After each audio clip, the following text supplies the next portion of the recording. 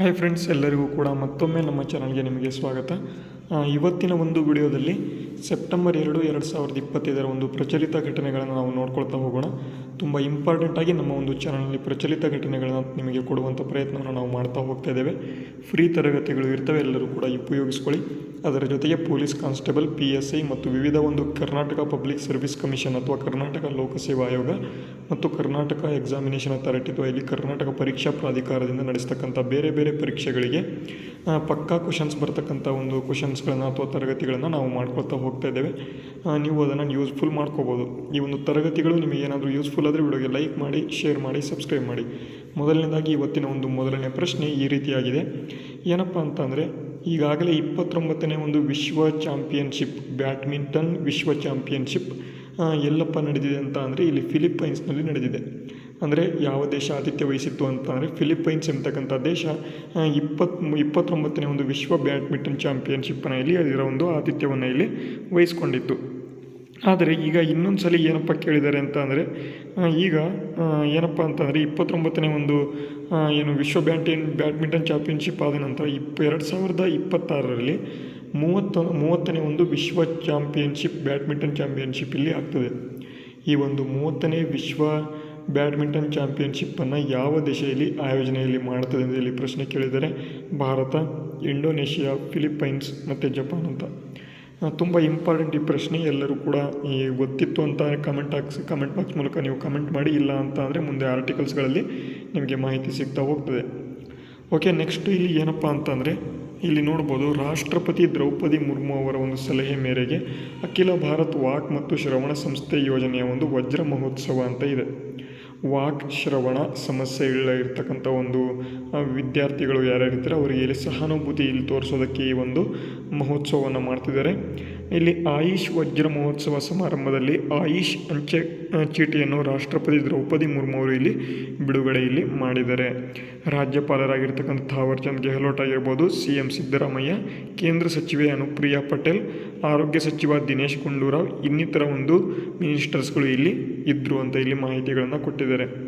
ಏನಪ್ಪ ಅಂತಂದರೆ, ಯಾರಿಗೆ ಕೇಳೋದಿಲ್ಲ, ಯಾರಿಗೆ ಕಾಣೋದಿಲ್ಲ ಅವರಿಗೆ ಅವರಿಗೆ ಏನಪ್ಪ ಮಾಡ್ತಿದ್ದಾರೆ ಅಂತಂದರೆ ಆಯುಷ್ ಎಂಬತಕ್ಕಂಥ ಒಂದು ಅಂಚೆ ಚೀಟಿನ ಇಲ್ಲಿ ಶುರು ಮಾಡ್ತಿದ್ದಾರೆ. ಇದು ನಮ್ಮ ಒಂದು ಕರ್ನಾಟಕದಲ್ಲಿ ಆಗಿರ್ತಕ್ಕಂಥ ಒಂದು ಕೆಲಸ. ಅದಕ್ಕಾಗಿ ತುಂಬ ಇಂಪಾರ್ಟೆಂಟು, ಪ್ರಶ್ನೆ ಕೇಳ್ತಾರೆ, ನೆನ್ಪಿಟ್ಕೊಳ್ಳಿ.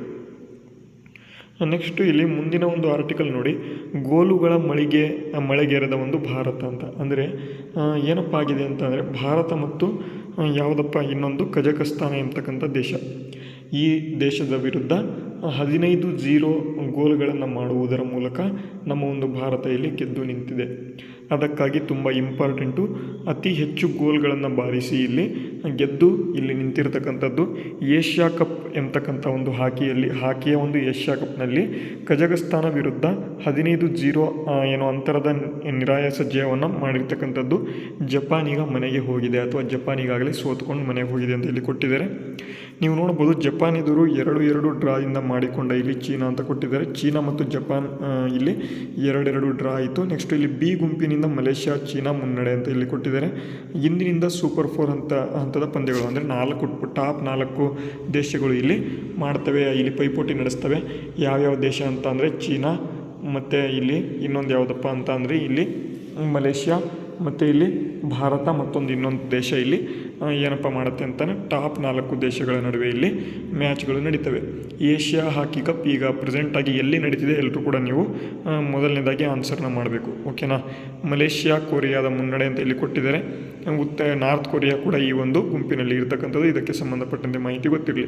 Asia cup Rajgir, Bihar 2025. ಅಂದರೆ ಈಗ 2025ರ ಒಂದು ಏಷ್ಯಾ ಕಪ್ ಎಲ್ಲಿ ನಡೀತಿದೆ ಅಂತ ಅಂದರೆ ನಮ್ಮ ಒಂದು ಭಾರತ ಇಲ್ಲಿ ಭಾರತದಲ್ಲಿ ಇಲ್ಲಿ ನಡೀತಾ ಇರ್ತಕ್ಕಂಥದ್ದು ಎಲ್ಲಿದೆ ಅಂತ ಅಂದರೆ ರಾಜಗಿರಿ ಅಥವಾ ಇದರ ಒಂದು ಬಿಹಾರದ ಒಂದು ಪ್ರದೇಶದಲ್ಲಿ ಈ ಒಂದು ಏಷ್ಯಾ ಕಪ್ ನಡೀತಾ ಇದೆ. ಇದರ ಬಗ್ಗೆ ಪಕ್ಕಾ ಪ್ರಶ್ನೆಗಳು ಕೇಳ್ತಾರೆ, ನೆನ್ಪಿಟ್ಕೊಳ್ಳಿ. ನೆಕ್ಸ್ಟು ಇಲ್ಲಿ ಈ ಪೆಟ್ರೋಲ್ ನೀಗದ ಗೊಂದಲ ಅಂತ ಇಲ್ಲಿ ಕೊಟ್ಟಿದ್ದಾರೆ. ಅಂದರೆ ಪೆಟ್ರೋಲ್ ಬೆಲೆ ಇಲ್ಲಿ ಏರಿಕೆ ಆಗ್ತಾನೇ ಇದೆ, ಅದಕ್ಕೆ ಇಲ್ಲಿ ದರ ಇಲ್ಲಿ ಯಾಕೆ ಕಡಿಮೆ ಯಾಕೆ ಇಲ್ಲ, ಅದಕ್ಕಾಗಿ ಈ ರೀತಿಯಾಗಿ ಇಲ್ಲಿ ಮಾಹಿತಿ ಕೊಟ್ಟಿದ್ದಾರೆ. ಇಲ್ಲಿ ಒಂದು ಇಂಪಾರ್ಟೆಂಟ್ ಮಾಹಿತಿ, ಆರ್ಟಿಕಲ್ ಏನೂ ಕೂಡ ಯೂಸ್ ಇಲ್ಲ, ಆದರೆ ನಿಮಗೆ ಇಲ್ಲಿ ಇಂಪಾರ್ಟೆಂಟ್ ಮಾಹಿತಿ ಇದೆ ನೋಡಿ. 2001ರಿಂದ 2022ರವರೆಗೆ 23-25ರವರೆಗೆ ಇಲ್ಲಿ ಏನೇನಿದೆ ಅಂತ, ಎಥನಾಲ್ ಬ್ಲೆಂಡಿಂಗ್ ಅಂತ. ಎಥನಾಲ್ ಅಂತ ಅಂದರೆ ಈಗ ನಮ್ಮ ಒಂದು ಪೆಟ್ರೋಲ್ನಲ್ಲಿ ಸ್ವಲ್ಪ ಇಲ್ಲಿ ಎಥನಾಲನ್ನು ಬ್ಲೆಂಡಿಂಗ್ ಮಾಡ್ತಕ್ಕಂಥದ್ದು ಅದನ್ನು ಇಲ್ಲಿ ಹೇಳಿದ್ದಾರೆ. ಎಥನಾಲ್ ಮಿಶ್ರಿತ ಪೆಟ್ರೋಲ್ ಯೋಜನೆ ಮಹಾರಾಷ್ಟ್ರದ ಮಿರಾಜ್ ಮತ್ತು ಉತ್ತರ ಪ್ರದೇಶದ ಬರೇಲಿಯಲ್ಲಿ ಪ್ರಾಯೋಗಿಕವಾಗಿ ಇಲ್ಲಿ ಜಾರಿಯಾಯಿತು. ಯಾವಾಗಪ್ಪ ಅಂತ 2001ರಲ್ಲಿ. 2003ರಲ್ಲಿ ಈ ಒಂದು ಯೋಜನೆ ಅಧಿಕೃತವಾಗಿ ಅನುಷ್ಠಾನ ಬಂತು. 9 ರಾಜ್ಯಗಳು ಮತ್ತು 4 ಕೇಂದ್ರಾಡಳಿತ ಪ್ರದೇಶಗಳಲ್ಲಿ 5% ಎಥನಾಲ್ ಮಿಶ್ರಿತ ಪೆಟ್ರೋಲ್ ಗ್ರಾಹಕರಿಗೆ ಇಲ್ಲಿ ಪೂರೈಕೆ ಆಯಿತು. ನೆಕ್ಸ್ಟ್ 2006ರಲ್ಲಿ ಈ ಒಂದು ಪೆಟ್ರೋಲ್ ಪೂರೈಕೆ 20 ರಾಜ್ಯಗಳಿಗೆ ವಿಸ್ತರಣೆ ಆಯಿತು.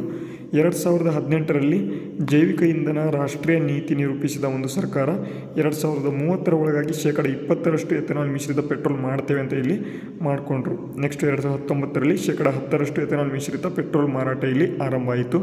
ನೆಕ್ಸ್ಟ್ 2022ರಲ್ಲಿ ದೇಶದಾದ್ಯಂತ E10 ಪೆಟ್ರೋಲ್ ಎಂಬತಕ್ಕಂಥ ಒಂದು ಮಾರಾಟದ ಒಂದು ಗುರಿ ಸಾಧನೆ ಕೂಡ ಮಾಡಿದರು. 2022ರಲ್ಲಿ ರಾಷ್ಟ್ರೀಯ ಜೈವಿಕ ಇಂಧನ ನೀತಿಗೆ ತಿದ್ದುಪಡಿ ಮಾಡಿದರು. 25-26ರ ವೇಳೆಗೆ ಪೆಟ್ರೋಲ್ಗೆ 20% ಎಥನಾಲ್ ಮಿಶ್ರಣ ಗುರಿ ತಲುಪುವ ಒಂದು ಪ್ರಸ್ಥಾನ ಇಲ್ಲಿ ಹಾಕಿದರು. 2030ರ ವೇಳೆಗೆ 5% ಎಥನಾಲ್ ಮಿಶ್ರಿತ ಒಂದು ಡೀಸೆಲ್ ಅಥವಾ ಇಲ್ಲಿ ಜೈವಿಕ ಡೀಸೆಲ್ನ ನೇರ ಮಾರಾಟದ ಒಂದು ಗುರಿ ನಿಗದಿ ಮಾಡ್ತೀವಿ ಅಂತ ತೆಗೆದುಕೊಂಡು ಬಂದರು. ಈಗ ಅದೇ ರೀತಿ 2023ರ ಏಪ್ರಿಲ್ ಇದರಲ್ಲಿ ಏನು ಪೆಟ್ರೋಲ್ ಇದೆ ಅದಕ್ಕೆ 20% ಯೋಜನೆಗೆ ಚಾಲನೆ ಮಾಡಿದರು. 25ರ ಏಪ್ರಿಲ್ನಲ್ಲಿ ಎಲ್ಲ ಹೊಸ ವಾಹನಗಳು E20 ಪೆಟ್ರೋಲ್ ಹೊಂದುವಂತೆ ಇಲ್ಲಿರುವುದನ್ನು ಇಲ್ಲಿ ಕಡ್ಡಾಯ ಮಾಡಿರ್ತಕ್ಕಂಥ ಒಂದು ಸರ್ಕಾರ. ನೆಕ್ಸ್ಟ್ 2025ರ ಜುಲೈನಲ್ಲಿ ಪೆಟ್ರೋಲ್ಗೆ 20% ಎಥನಾಲ್ ಬೇರಿಸುವ ಒಂದು ಸಾಧನೆಯನ್ನು ಈಗ ನಾವು ಮಾಡಿಕೊಂಡಿದ್ದೇವೆ. 2030ರಲ್ಲಿ ಮಾಡಬೇಕಾಗಿರೋದನ್ನು ನಾವು ಈಗಾಗಲೇ 2025ರಲ್ಲಿ ಮಾಡಿದ್ದೇವೆ. ಅದಕ್ಕಾಗಿ ಇದು ತುಂಬ ಇಂಪಾರ್ಟೆಂಟು ಎಥನಾಲ್ ಬ್ಲೆಂಡಿಂಗ್ ಎಂಬತಕ್ಕಂಥದ್ದು. ನೆಕ್ಸ್ಟು ಇಲ್ಲಿ ಅದೇ ಇಂಪಾರ್ಟೆಂಟು ಇನ್ನೊಂದು ಏನಪ್ಪ ಅಂತಂದರೆ ಭೂಕಂಪ ಆಗಿದೆ. ಎಲ್ಲಪ್ಪ ಅಂತಂದರೆ ಅಫ್ಘಾನಿಸ್ತಾನ ಕುನಾರ್ ಎಂಬತಕ್ಕಂಥ ಒಂದು ಗ್ರಾಮದಲ್ಲಿ ಈ ಒಂದು ಭೂಕಂಪ ಆಗಿದೆ. ಇದಕ್ಕೆ ಸಂಬಂಧಪಟ್ಟಂತೆ ನಿಮಗೇನು ಕೇಳೋದಿಲ್ಲ, ಆದರೆ ಇಲ್ಲಿ ಭೂಕಂಪದ ಒಂದು ಹಿನ್ನೆಲೆ ನಿಮಗೆ ಗೊತ್ತಿರಬೇಕು. ಸೆಸಿಮೋಗ್ರಾಫ್ ಎಂಬತಕ್ಕಂಥದ್ದು ಈ ಒಂದು ಮ್ಯಾಗ್ನಿಟ್ಯೂಡ್ನ ಇಲ್ಲಿ ಏನು ಕಂಡುಹಿಡಿಯೋದಕ್ಕೆ ಇಲ್ಲಿ ಬಳಸ್ತಾರೆ. ಯಾವುದಕ್ಕೆ ಅಂತಾರೆ ಭೂಕಂಪದ ಒಂದು ಮ್ಯಾಗ್ನಿಟ್ಯೂಡ್ನ ಸೆಸ್ಮೋಗ್ರಾಫ್ ಅಂತ ಕರಿತೇವೆ. ಅದರಿಂದ ನಾವು ಅಳಿತೇವೆ. ಇದರ ಒಂದು ಕಂಪನ 10 ಕಿಲೋಮೀಟರ್ ಅಂದರೆ 6.21 ಮೈಲಿ ಆಳದಲ್ಲಿತ್ತು ಅಂತ ಇಲ್ಲಿ ಕೊಟ್ಟಿದ್ದಾರೆ. ಇದನ್ನು German research centre for Jio sciences ಇದನ್ನು ಹೇಳಿರ್ತಕ್ಕಂಥದ್ದು. ಅಫ್ಘಾನಿಸ್ತಾನದ ಬಸಾವುಲ್ನ ಉತ್ತರಕ್ಕೆ 36 ಕಿಲೋಮೀಟರ್ ದೂರ ಕಂಪನ ಇಲ್ಲಿ ಕೇಂದ್ರ ಇತ್ತು ಅಂತ ಇಲ್ಲಿ ಹೇಳಿದ್ದಾರೆ. ಅಂದರೆ ಈ ಒಂದು ಅರ್ಥಕ್ವೇಕ್ ಏನಾದರೂ ಬಂತಂತಂದರೆ ಅದರ ಒಂದು ಎಪಿ ಸೆಂಟರ್ ಎಂಬತಕ್ಕಂಥದ್ದು ಎಲ್ಲಿತ್ತು ಅಂತ ಕೇಳ್ತಾರೆ. ಅದಕ್ಕೆ ಸಂಬಂಧಪಟ್ಟಂತೆ ಮಾಹಿತಿಯಲ್ಲಿ ಕೊಟ್ಟಿದ್ದಾರೆ. ನೆಕ್ಸ್ಟು ಇಲ್ಲಿ ಈಗಾಗಲೇ ಹೇಳಿದ್ದೆ ನಾನು ತರಗತಿಗಳ ಒಂದು ಮೊದಲನೇ ಒಂದು ಆರ್ಟಿಕಲ್ನಲ್ಲಿ ನವದೆಹಲಿಯಲ್ಲಿ ಮುಂದಿನ ಒಂದು ವಿಶ್ವ ಬ್ಯಾಡ್ಮಿಂಟನ್ ಚಾಂಪಿಯನ್ಶಿಪ್ ಅಂತ ಅಂದರೆ 2026ರಲ್ಲಿ ವಿಶ್ವ ಬ್ಯಾಡ್ಮಿಂಟನ್ ಚಾಂಪಿಯನ್ಶಿಪ್ ಏನಿದೆ ಅದರ ಒಂದು ಆತಿಥ್ಯವನ್ನು ನಮ್ಮ ಒಂದು ಭಾರತ ವಹಿಸಲಿದೆ. ಅದಕ್ಕಾಗಿಯೇ ಈ ಒಂದು ಆರ್ಟಿಕಲನ್ನು ನಾನು ನಮ್ಮ ಒಂದು ಥಂಬ್ನೇಲಲ್ಲೂ ಕೂಡ ಹಾಕಿದ್ದೆ. ತುಂಬ ಇಂಪಾರ್ಟೆಂಟ್ ಆರ್ಟಿಕಲ್ ಇದು. ಮುಂದಿನ ಒಂದು 2026ರಲ್ಲಿ ಭಾರತ ಏನು ವಿಶ್ವ ಬ್ಯಾಡ್ಮಿಂಟನ್ ಚಾಂಪಿಯನ್ಶಿಪ್ ಏನು ಆತಿಥ್ಯ ವಹಿಸ್ತದೆ ಅದು ನವದೆಹಲಿಯಲ್ಲಿ ನಡೀತದೆ ಅಂತ ಇಲ್ಲಿ ಕೊಟ್ಟಿದ್ದಾರೆ. ಅದೇ 29ನೇ ಒಂದು ವಿಶ್ವ ಚಾಂಪಿಯನ್ಶಿಪ್ ಎಲ್ಲಿ ನಡೀತು ಅಂತ ಕೇಳಿದರೆ ಅದು ಪ್ಯಾರಿಸ್ನಲ್ಲಿ ಇಲ್ಲಿ ನಡೀತು. ಅದು ಕೂಡ ಗೊತ್ತಿರಲಿ. ಮತ್ತು ಈ ಒಂದು ಬ್ಯಾಡ್ಮಿಂಟನ್ ಚಾಂಪಿಯನ್ಶಿಪ್ ಏನಿದೆ ನಮ್ಮ ಒಂದು ಭಾರತ ಈಗಾಗಲೇ ಯಾವಾಗಾದರೂ ಮಾಡಿದೇನಾ ಅಂತ ಕೇಳಿದರೆ ಈಗಾಗಲೇ ಮಾಡಿದೆ. 2009ರಲ್ಲಿ ಮೊದಲ ಬಾರಿಗೆ ಬ್ಯಾಡ್ಮಿಂಟನ್ ಚಾಂಪಿಯನ್ಶಿಪ್ನ ಒಂದು ಹೋಸ್ಟನ್ನು ನಮ್ಮ ಒಂದು ಭಾರತ ಮಾಡಿಕೊಂಡಿತ್ತು. ಆವಾಗ ಹೈದರಾಬಾದ್ನಲ್ಲಿ ಈ ಒಂದು ಬ್ಯಾಡ್ಮಿಂಟನ್ ಚಾಂಪಿಯನ್ಶಿಪ್ ನಡೆದಿತ್ತು. ಅದು ಕೂಡ ಗೊತ್ತಿರಲಿ. ಓಕೆ, ಈ ಒಂದು ಆರ್ಟಿಕಲ್ ಮತ್ತು ಈ ಒಂದು ವಿಡಿಯೋ ನಿಮಗೆ ಯೂಸ್ಫುಲ್ ಆಗಿದ್ದರೆ ವಿಡಿಯೋಗೆ ಲೈಕ್ ಮಾಡಿ, ಶೇರ್ ಮಾಡಿ, ಸಬ್ಸ್ಕ್ರೈಬ್ ಮಾಡಿ.